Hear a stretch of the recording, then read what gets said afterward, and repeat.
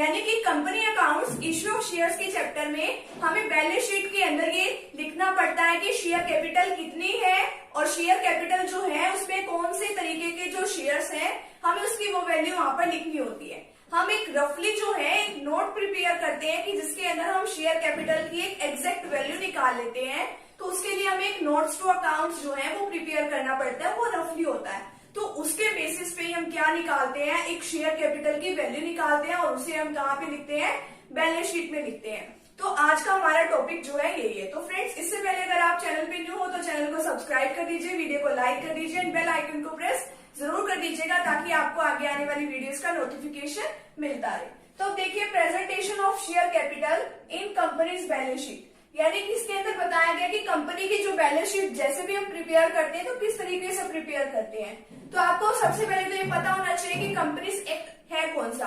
पहले जो था कंपनीज एक्ट 1956 था, तो उसके बाद उसके अंदर कुछ चेंजेस हुए, तो उसके बाद वो 2013 में चेंज हो गया। तो according to companies act 2013 schedule 3, तो इसके अंदर ना क्या होते हैं, शेड्यूल बने होते हैं। तो शेड्यूल 3 में बताया गया है कंपनीज एक्ट के अंदर कि किस तरीके से बैलेंस शीट जो है प्रिपेयर होती है।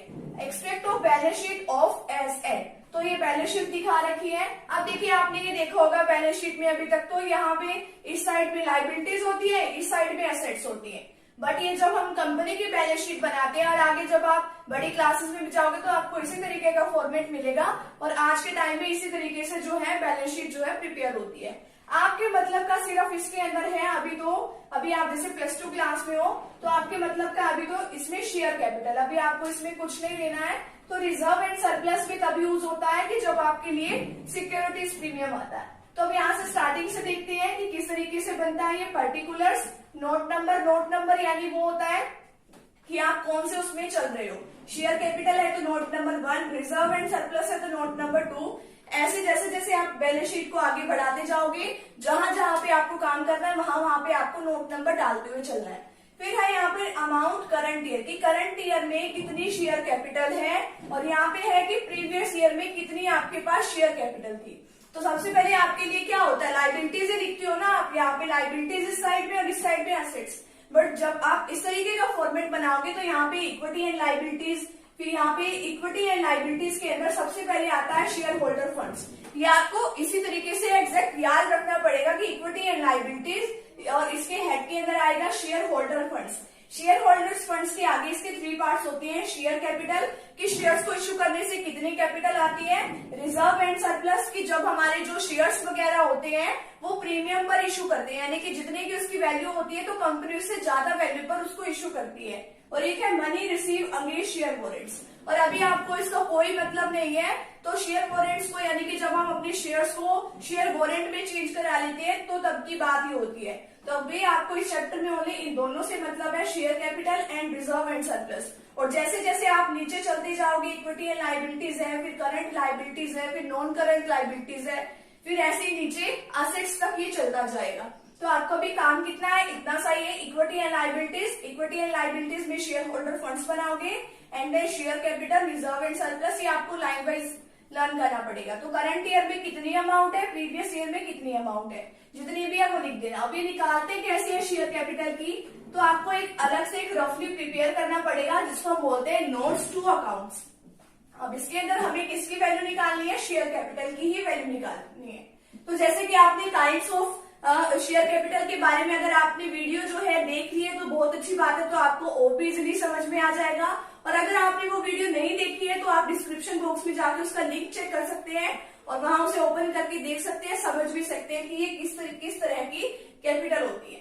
तो ऑथोराइज कैपिटल कौन सी होती है, यानी कि कितने कंपनी जो है अपनी लाइफ टाइम में शेयर इश्यू कर सकती है, उसको तो बोलते हैं ऑथोराइज कैपिटल, यानी कि कितनी कैपिटल है कंपनी की। तो अब देखिए, कंपनी जो है 2 टाइप्स के शेयर्स इश्यू कर सकती है। फर्स्ट जो है वो इक्विटी शेयर्स इश्यू कर सकती है और सेकंड जो है प्रेफरेंस शेयर इश्यू कर सकती है। तो अगर आपने इसका भी जो है ये टॉपिक नहीं समझा तो आप टाइप्स ऑफ शेयर में जाके डिस्क्रिप्शन बॉक्स में आपको उसका भी लिंक मिल जाएगा कि टाइप्स ऑफ शेयर कौन कौन से होते हैं, इक्विटी शेयर्स कौन से होते हैं एंड प्रेफरेंस शेयर्स कौन से होते हैं।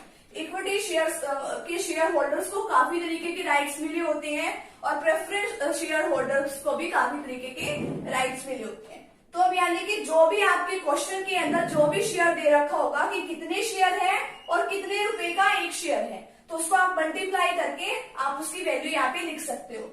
फिर है preference shares of rupees dash each, यानी कि प्रेफरेंस शेयर कितने हैं और उसकी वैल्यू कितनी है, आप उसको मल्टीप्लाई करके यहाँ पे लिख दोगे। यानी कि आपको इन दोनों में से कोई एक ही शेयर दिया होगा तो आप उसके जितने भी शेयर है उसको उसके प्राइस से मल्टीप्लाई करके आप यहाँ पे लिख देना। ऑथोराइज कैपिटल कौन सी होती है कि यानी कि जितने हम अपनी लाइफ टाइम में शेयर्स को इश्यू कर सकते हैं।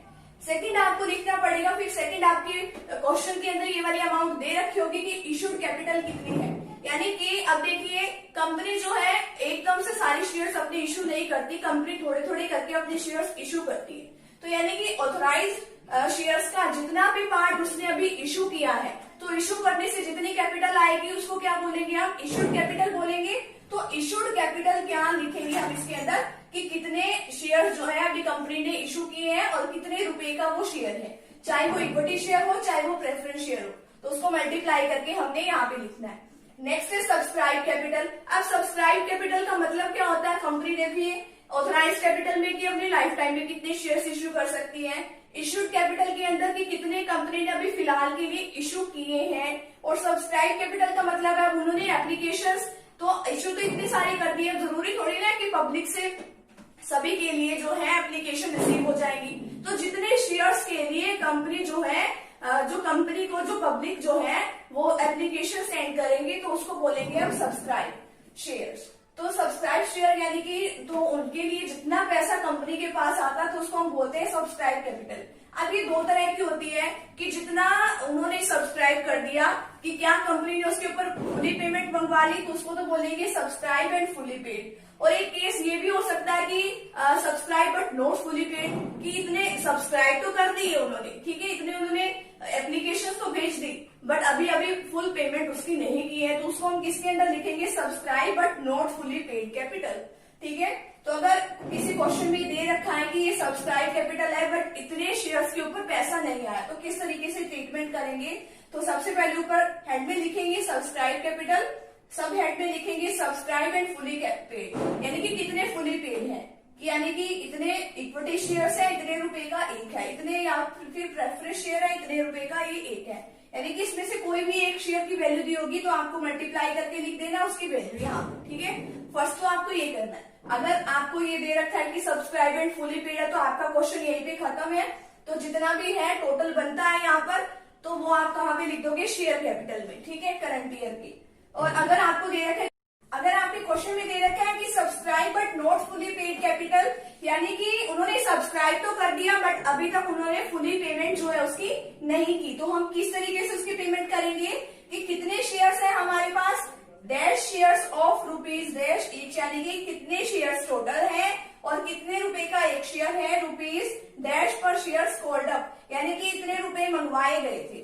ठीक है, तो पहले तो हम यहाँ पर ये सब बातें लिखेंगे, फिर उसमें से क्या लेस कर देंगे, call in arrears. Call in arrears क्या कि कितने शेयर्स के ऊपर टोटल पैसा नहीं आया तो उसके अंदर से उसको लेस कर देंगे। ठीक है, तो हमारा क्वेश्चन यहाँ पे कंप्लीट हो जाता है, तो हम यहाँ पे इसकी पेमेंट कर देंगे। और अगर लास्ट जो है ये आगे आपके लास्ट वाले क्वेश्चंस के अंदर ये बातें आएंगी कि forfeited shares of rupees dash each, यानी कि कई बार क्या होता है कि कंपनी क्या करती है कि किसी से बार बार पेमेंट मंगवाने के बाद भी अगर कोई शेयर होल्डर जो है शेयर्स के उसके ऊपर पैसे जितने बनते हैं उसकी पेमेंट नहीं करता है तो कंपनी उसके शेयर्स की फॉरफिट कर लेती है, यानी कि उससे कंपनी वो शेयर्स ले लेती है और आगे किसी और को सेल कर देती है वो शेयर्स। ठीक है, तो उसकी वैल्यू जो है उसको अंदर यहाँ पे हम ऐड कर देंगे। अभी फिलहाल के लिए क्वेश्चंस में नहीं आएगा, ये आपके फर्दर आगे जितने भी जो बड़े बड़े न्यूमेरिकल्स होंगे तो आगे आपके उन क्वेश्चंस भी ये वाला क्वेश्चन आएगा। तो अब देखिए यहाँ पे हम इसी तरीके से जो भी हमने यहाँ पे अकाउंट्स प्रिपेयर किया तो जितनी भी वैल्यू यहाँ पे बनती है